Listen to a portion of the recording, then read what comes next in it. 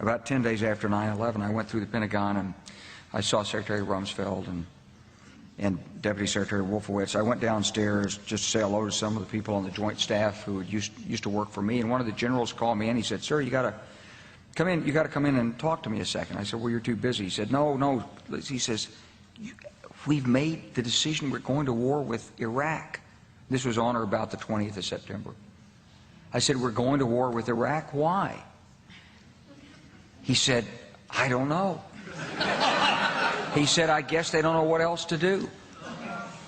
So I said, "Well, did they find some information connecting Saddam to Al-Qaeda?" He said, No. He says, "There's nothing new that way. They've just made the decision to go to war with Iraq." He said, "I guess it's like we don't know what to do about terrorists, but we've got a good military and we can take down governments." And he said, "I guess if the only tool you have is a hammer, every problem has to look like a nail."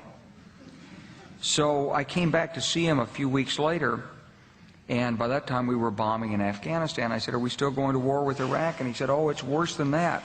He said, he reached over on his desk, he picked up a piece of paper, and he said, I just got this down from upstairs," meaning the Secretary of Defense's office today, and he said, "This is a memo that describes how we're going to take out 7 countries in 5 years, starting with Iraq and then Syria, Lebanon, Libya, Somalia, Sudan, and finishing off Iran."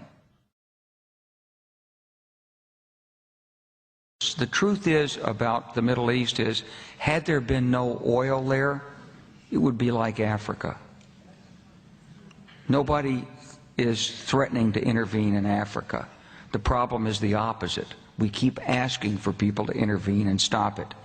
And there's no question that the presence of petroleum throughout the region has sparked great power involvement.